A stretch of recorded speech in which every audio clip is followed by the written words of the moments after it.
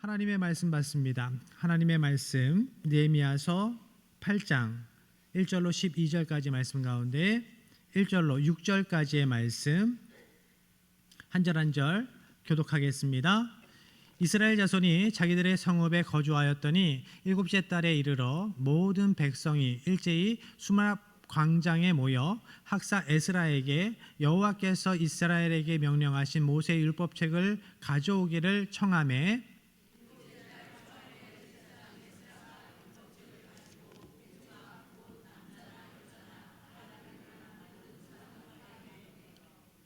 수므랍 광장에서 새벽부터 정오까지 남자나 여자나 알아들을 만한 모든 사람 앞에서 읽음에 뭇 백성이 그 율법책에 귀를 기울였는데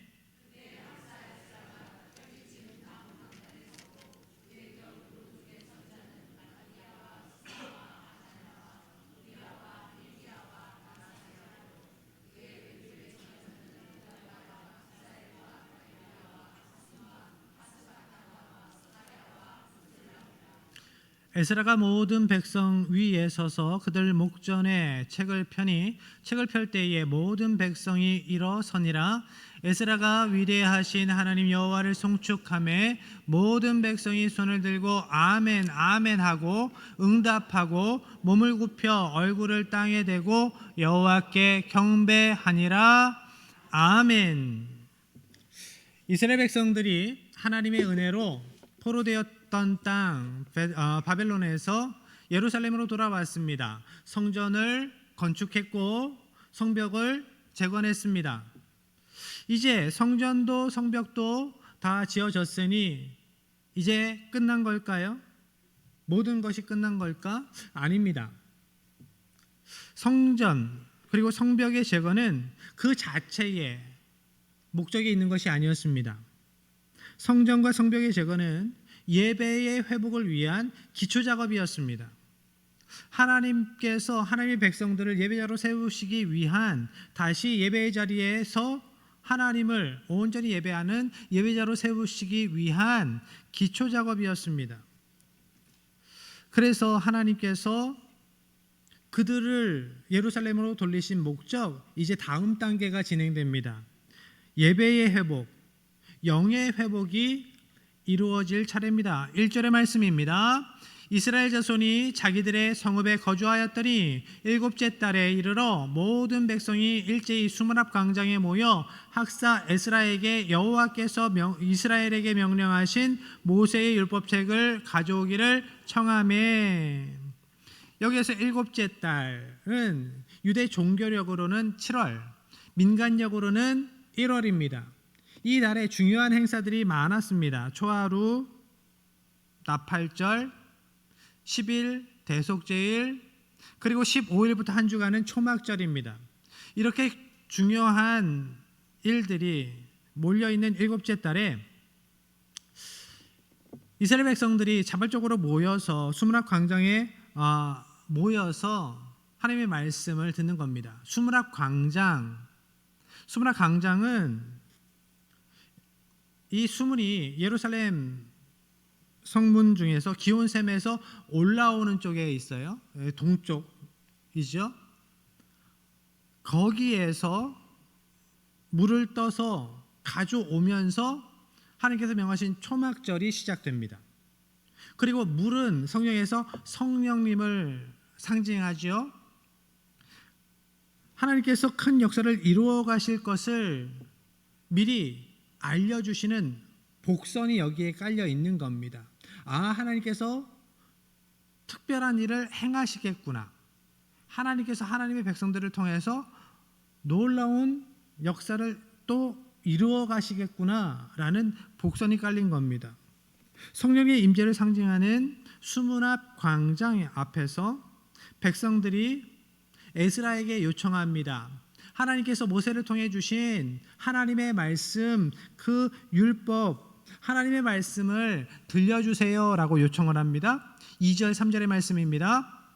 일곱째 달 초하루에 제사장 에스라가 율법책을 가지고 회중 앞 곧 남자나 여자나 알아들을 만한 모든 사람 앞에 이르러 수문 앞 광장에서 새벽부터 정오까지 남자나 여자나 알아들을 만한 모든 사람 앞에서 읽음에 뭇 백성이 그 율법책에 귀를 기울였는데 일곱째 달 초하루에, 그러니까 그들의 민간적으로 신년 첫째 달 새해 첫날부터 이스라엘 백성들이 자발적으로 모여서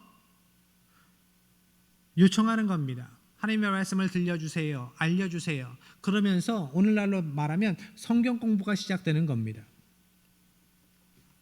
성경이 정경화되기 전이기는 하지만 하나님의 말씀, 율법을 공부하는 시간이니까 성경 공부라고 이야기를 하겠습니다. 자발적인 요청으로 성경 공부가 시작됩니다. 지난주에도 어떤 분이 신방 중에 말씀을 하시더라고요. 올해는 성경 공부 없나요? 있습니다. 신방이 끝나야지 좀 하겠죠. 신방 끝난 이후에 성경 공부가 다시 시작됩니다. 광고가 나갈 겁니다. 잘 보십시오. 광고를 잘 보십시오. 성경 공부를 하는데 조금 올해부터는 좀 예전보다는 길지 않게 좀 줄여서 하려고 합니다. 예전에는 2시간 반 내지 3시간씩 모여서 길게 했지요. 아주 길게. 그런데 요번에는 좀 짧게 줄여서 반 정도로 짧게 줄여서 다른 교재로 하려고 합니다. 그런데 놀라운 것은 오늘 본문에 나오는 성경 공부, 이날의 성경 공부도 짧지 않았습니다. 대단했습니다. 보시면 알겠죠? 정초부터 시작된 이 성경 공부에 특이한 점이 있었습니다. 이 성경 공부, 먼저는 남녀노소 불문하고 알아들을 만한 사람들은 다 모였다라는 거예요. 예전 같으면, 보통 때 같으면 여자는 가라, 애들은 가라 했을 터인데 오늘 본문에 나오는 이 시간, 그들의 관례대로 하지 않고 예전에 하던 대로 하지 않고 수문학 광장 앞에 남녀노소 불문하고 알아들을 만한, 말씀을 알아들을 만한 사람은 모두 모였습니다. 그리고 두 번째로 새벽부터 정오까지 이 성경 공부가 진행됩니다. 새벽부터 정오까지면 6시간 내지 7시간입니다. 6시간 내지 7시간 동안 성경 공부가 계속되는 겁니다. 또 그곳에 통역이 있었고 통역하는 사람들, 또한 그 말씀을 설명해 주는 사람들이 있었습니다. 학사 에스라가 하나님의 말씀을 읽으면 그 말씀을 통역하고 그 말씀의 의미를 설명해 주는 레위인들이 있었습니다. 모세오경은 히브리어로 되어 있는데 포로 생활하던 유다 백성들은 아람어를 사용했거든요. 그래서 통역이 필요했습니다. 통역해줘야 했습니다. 그리고 성경 말씀을 가르치는 일이 주된 사역이었던 레위인들이 물이 지어 있는, 모둠으로 물이 지어 있는 사람들 사이사이에 들어가서 에스라가 성경을 낭독하면 그 말씀의 의미를 쉽게 풀어서 설명해 주는 겁니다. 그렇게 성경 공부가 계속 이어지는 거죠. 이렇게 하나님의 말씀을 듣고 깨닫게 된 이스라엘 백성들이 하나님의 말씀에 반응합니다. 9절 상반절입니다. 백성이 율법의 말씀을 듣고 다 우는지라. 이스라엘 백성들은 왜 울었을까요? 말씀 가운데 자신들의 죄를 깨달았기 때문입니다. 말씀을 통해서 이스라엘 백성들이 노예된 이유가 그들의 죄 때문이었다라는 것을 깨달았습니다. 예루살렘이, 성벽이 그렇게 참혹하게 황폐해진 것은 그들의 조상들의 죄 때문이었다라는 것을 깨달았습니다. 그래서 울었습니다. 또한 그럼에도 불구하고 하나님께서는 그 성전과 성벽을 다시 재건하게 하시고 예배를 회복하게 하셨다라는 것을 기억하면서 그 크신 하나님의 은혜, 하나님의 긍휼을 기억하면서 감사해서 우는 겁니다. 여러분, 말씀에 대한 반응, 기쁨일 수도 있고 눈물일 수도 있습니다. 너무나 감사한 나머지 너무나 죄스러운 마음에. 그런데 느헤미야와 에스라는 울고 있는 백성들에게 이렇게 이야기를 하고 있습니다. 9절 하반절로 10절 상반절. 총독 느헤미야와 제사장 겸 학사 에스라와 백성을 가르치는 레위 사람들이 모든 백성에게 이르기를 오늘은 너희 하나님 여호와의 성일이니 슬퍼하지 말며 울지 말라 하고, 느헤미야가 또 그들에게 이르기를 너희는 가서 살찐 것을 먹고 단 것을 마시되 준비하지 못한 자에게는 나누어 주라. 슬퍼하지 말고 울지 말라 이야기를 합니다. 죄에 대한 회개가 감격의 눈물이 나쁘다라는 것이 아닙니다. 그들이 모인 그 날이 나팔절이기 때문에 나팔을 불어서 하나님께서 우리에게 허락하신 새로운 새해를 기쁨으로 맞이하며 기대하는 날이어야 하기 때문에 이제 눈물을 닦고 하나님의 은혜에 감사하고 하나님의 역사하실 것을 기대하면서 기뻐하라 이야기를 합니다. 그리고 그들이 모인 날이 초막절이기 때문에 하나님께서 그들의 조상을 종살이 하였던 그 땅에서 애굽에서 빼내셔서 자유를 주신 날이기 때문에 그 은혜를 기억하며 기뻐하라. 너희들도 종되었던 땅 바벨론에서 하나님께서 이끌어 오셨기 때문에 자유자 만들어 주셨기 때문에 자유케 하셨기 때문에 그것을 기억하며 감사하라, 기뻐하는 것이 당연하다라고 이야기를 하는 겁니다. 그리고 백성들에게 집으로 돌아가서 살찐 것을 먹고 단 것을 마시라 합니다. 기쁨의 파티를 하라는 겁니다. 그리고 음식을 준비하지 못한 가난한 이웃을 위해서 나누라 말씀합니다. 함께 그 기쁨을, 너희들만 기뻐하지 말고 너희들만 하나님 찬양하지 말고 함께 기뻐하며 함께 찬양하라, 함께 예배하라 이야기를 합니다. 백성들은 에스라와 느헤미야의 말처럼 가서 먹고 마셨습니다. 자기들만 먹고 마시는 것이 아니라 이웃과 함께 나누며 그 기쁨을 함께 했습니다. 이스라엘 백성들이 이렇게 말씀에 반응하고 말씀에 순종할 수 있었던 이유에 대해서 성경은 이렇게 말씀하고 있습니다. 12절입니다. 모든 백성이 곧 가서 먹고 마시며 나누어 주고 크게 즐거워하니 이는 그들이 그 읽어 들려준 말을 밝히 알미라. 하나님의 말씀에 믿음으로 순종하고 그렇게 살아갈 수 있었던 이유, 하나님께서 주신 말씀으로 살아갈 때 참된 기쁨이 그들에게 넘쳤던 이유는 그들이 하나님의 말씀을 이제 깨달아 알았기 때문이에요. 하나님의 말씀을 밝히 알기 때문이었다라고 말씀합니다. 여러분, 하나님의 말씀을 밝히 알고 계십니까? 성경은 하나님의 말씀을 밝히 아는 삶에는 하나님의 말씀에 대한 이런 순종이 있다라고 가르쳐 주셔요. 하나님의 말씀을 밝히 알게 되면 그 안에서 진정한 즐거움을 찾게 된다라고 말씀합니다. 이것이 하나님께서 기뻐하시는 참된 성도의 모습이고, 이런 성도들이 모인 곳이 건강한 교회가 되는 겁니다. 각자가 하나님의 말씀을 밝히 알아 그 말씀에 따라 순종하고 그 말씀에 순종해서 살아갈 때 주시는 은혜를 더욱 풍성히 누리며 기쁨으로 살아갈 때 그 마음의 중심이 바뀌고 그 입술이 바뀌고 그 얼굴빛이 바뀌고 그러한 선한 하나님의 백성들이 하나 둘 늘어날 때 교회는 더 건강해지는 것이죠. 그런데 말씀을 모르고 자기 욕심대로 자기 주장대로만 살아가느라 그 얼굴빛이 안 좋고 그 마음의 중심이 삐뚤어져 있고 그 입술에 선한 것이 없으면 믿는다 하면서도 믿어서 모였다 하면서도 서로에게 상처 주고 서로에게 덕이 안 되는 그런 모임이 되는 거지요.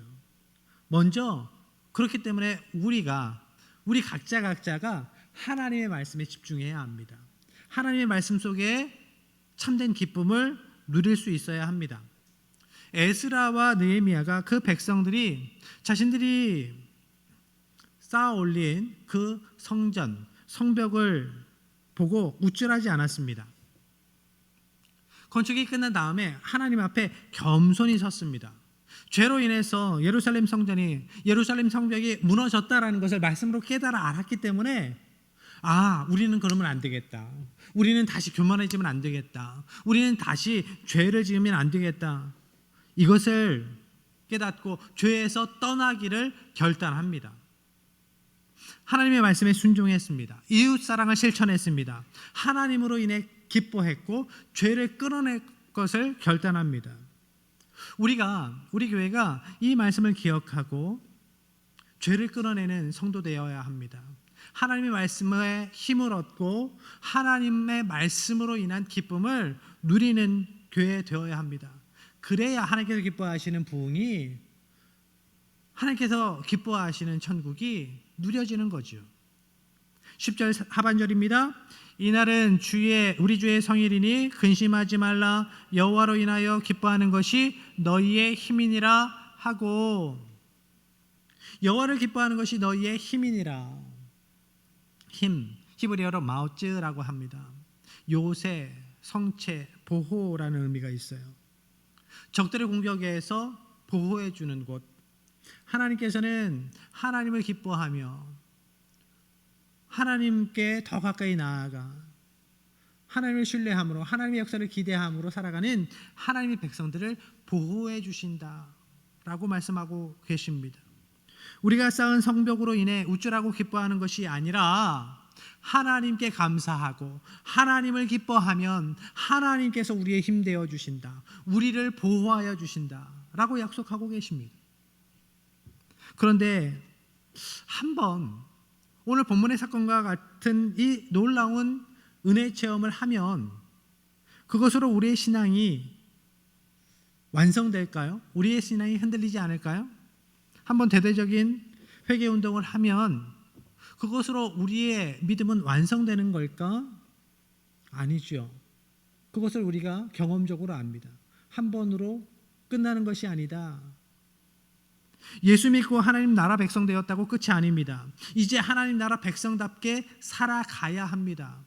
이스라엘 백성들이 애굽에서 출애굽한 이후에 그것으로 끝난 것이 아닌 것처럼, 가나안으로 가는 여정이 필요했던 것처럼, 가나안에서도 믿음으로 살아내는 이방 민족들과 죄된 이들과 구별됨으로 살아가는 그 시간이 필요했던 것처럼, 바벨론에서 나왔다고 끝난 것이 아니라 힘든 가운데에도 대적의 방해와 위협 가운데에서도 목숨 걸고 성전을 짓고 성벽을 짓는 그 과정이 필요했던 것처럼 우리도 예수 믿어서 끝나는 것이 아니라 이제 예수 믿는 하나님의 백성으로 말씀으로 죄된 세상을 이기고 살아가는 그 날들이 우리에게 있어야 합니다.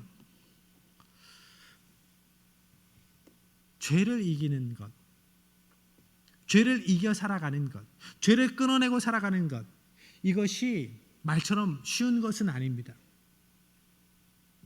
죄는 먼지 같아요. 어느 순간인가 돌아보면 쌓여 있어요. 우리 심령 가운데. 죄는 때 같습니다.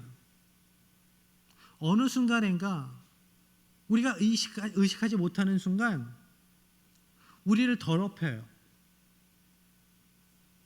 그렇지 않습니까? 나도 모르게. 어떤 분이 이런 이야기를 하더라고요. 오늘의 때는 어제의 살이었습니다. 오늘의 때는 어제의 살이었습니다. 그냥 웃고 넘어갔는데 나중에 이런 생각이 들어요.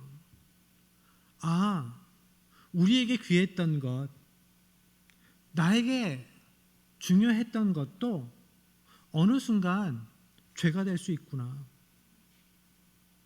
그것으로 인하여서 내가 죄를 저지를 수도 있겠구나. 느헤미야가 성벽 공사를 마치고 바사 왕이 불러서 2년 정도 수상궁으로 돌아갔습니다. 그리고 나서 2년 후에 예루살렘으로 돌아왔어요. 2년이라는 시간. 그런데 그 시간에 예루살렘에 죄가 쌓였습니다. 느헤미야서 13장에 있는 말씀이에요. 느헤미야서 마지막 장에 무슨 죄가 있는가? 무슨 죄된 모습이 나오는가? 먼저 그들이 쌓은 죄는 성전 안에 대적자를 받아들인 것이었습니다. 성전에 방이 있었습니다. 그런데 성전에 있는 방은 여행객들을 묵게 하는 방이 아니었습니다. 손님을 묵게 하는 방이 아니라 소재물, 유향, 예배에 쓰이는 이제 기물들, 성물들을 놓는 곳이었고, 제사장, 레위인들, 성전에서 섬기는 이들에게 주는 곡물, 거제물을 보관하는 곳이었습니다. 그런데 그 안에 그 성물을 다 빼내고 그 방을 도비아에게 내줬습니다. 도비아가 누구지요? 성벽 건축을 방해했던 사람이에요. 군사들을 모아서 유다 사람들을 죽이겠다고 했던 사람이고요. 심지어 느헤미야를 암살하려고 했던 사람입니다.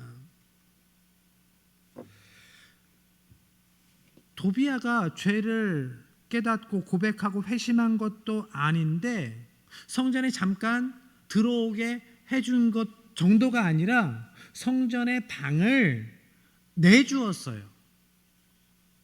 왜 그랬을까? 왜 이런 일이 벌어졌을까? 느헤미야서 6장 15절 이하의 말씀에 보면 하나님의 은혜로 성벽 공사가 끝났을 때 유다의 귀족들이 도비아와 여러 번 연락을 주고받았다라는 기록이 나옵니다. 느헤미야서 6장 17절로 19절까지의 말씀입니다. 함께합니다.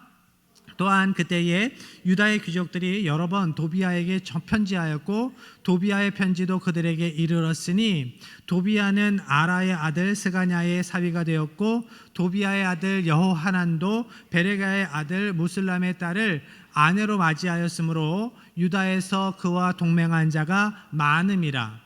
그들이 도비아의 선행을 내 앞에 말하고 또 내 말도 그에게 전하매 도비아가 내게 편지하여 나를 두렵게 하고자 하였느니라. 아멘. 도비아가 하나님의 사역을 방해하고 느헤미야까지 죽이려 했음에도 불구하고 도비아가 혼인관계로 맺어진 사람들이 있었기 때문에 도비아와 혼인관계로 맺어진 유다 귀족들이 도비아를 감싸고 돌았고 도비아가 그들을 뒷배 삼아서 느헤미야를 계속 위협했던 겁니다. 성벽이 완공된 이후에도 계속 지속적으로 협박했던 거지요. 야, 나하고 친한 사람들 많아. 그 사람들이 귀족들이야. 유다의 귀족들이야. 힘 있는 사람이야. 알지? 너 알지? 나한테 잘하지 않으면, 내 말 안 들으면 내가 언제라도 너 괴롭힐 수 있어? 다시 죽일 수 있어? 쫓아낼 수 있어? 라고 협박을 하는 겁니다.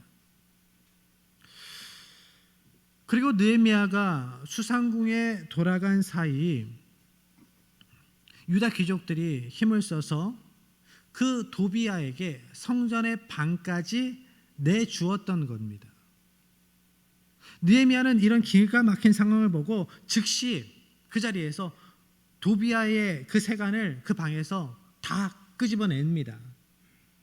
그리고 그 방을 깨끗이 정결하게 하고 성전의 그릇과 소재물, 유향을 다시 그곳에 갖다 두지요. 하나님께서 성도된 우리가 우리 각자가 우리 모임도 그렇지만 우리 각자가 성전이라 말씀하세요. 그러면 성전된 우리 안에 있는 방 안에, 감정의 방 안에, 관계의 방 안에, 생각의 방 안에 하나님께서 기뻐하시지 않는 도비아는 없는가? 대적들이, 하나님께서 기뻐하시지 않는 세상에 죄된 것들이 들어와 앉아있지는 않은가? 생각해 봐야 합니다. 나의 생각의 방 안에는, 나의 감정의 방 안에는, 나의 관계의 방 안에는 하나님께서 기뻐하시지 않는 것이 들어 앉아서 하나님을 노하시게 하는, 화나게 하는 그런 상태는 아닌가. 우리가 그것을 깨끗하게 끊어내고 버려야 해요.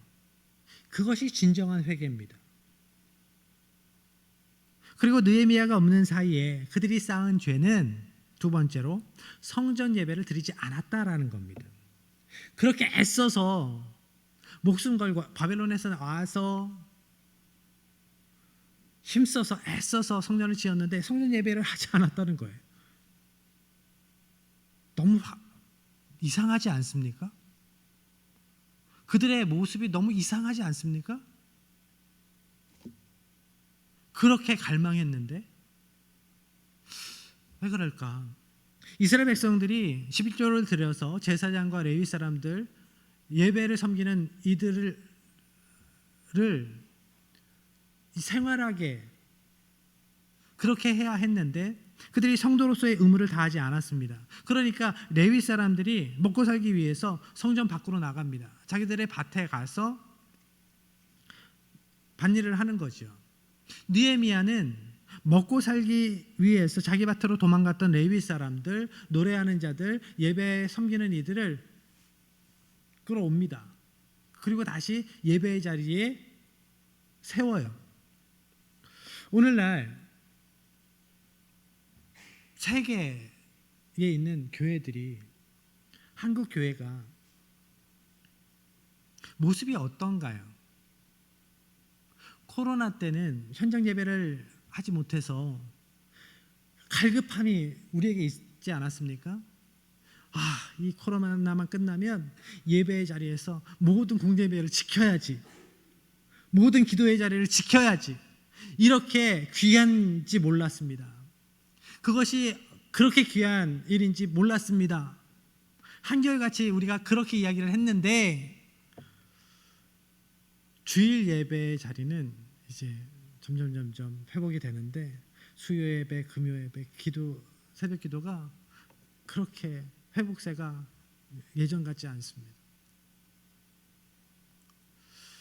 회복만 되면 폭발적으로 다시 모여서 기쁨으로, 감격함으로, 구원의 감격으로 예배할 것 같았는데 우리의 10년 가운데에 하나님께 대한 갈망이 다시 회복되기를 원합니다. 또한 느헤미야가 없는 사이 그들이 지은 죄, 다시 이방 사람들과 결혼하는 죄를 지었다라는 거예요. 느헤미야는 이방인들과 결혼해서 자녀를 낳은 유다 사람들을 책망하고 저주합니다. 이것도 어떻게 이럴 수 있지? 요즘의 관념으로는 어떻게 저주까지 해? 그런데 거기에서 멈추지 않아요. 거기에서 끝나지 않고 느헤미야는 그들을 때렸습니다. 성경에 보니까 그들을 때리는 정도가 아니라, 한두 대 때리는 정도가 아니라 머리채를 잡아서 뜯었어요. 머리털을 뽑고 너희들 이방 사람들과 결혼하지 말 것을 오늘 맹세까지 시켰습니다. 느헤미야서 마지막 장 13장에서 이런 유다의 반복된 죄와 그 죄를 끌어내는 느헤미야의 모습을 이렇게 적나라하게 기록한 이유가 뭘까요? 에스라가, 느헤미야가 목숨 걸고 성벽과 성전을 재건하고 어렵게 신앙개혁을 했어도 이스라엘 백성들이 다시 죄 짓지 않고 죄를 끌어내고 성벽됨으로 살겠다고 그렇게 결단했어도, 다짐했어도 얼마 지나지 않아서 그들의 안에 죄가 들어왔습니다. 이스라엘 안에 죄가 들어왔습니다. 그들의 심령에 죄가 쌓였습니다. 이것이 연약한 우리의 모습이기도 합니다.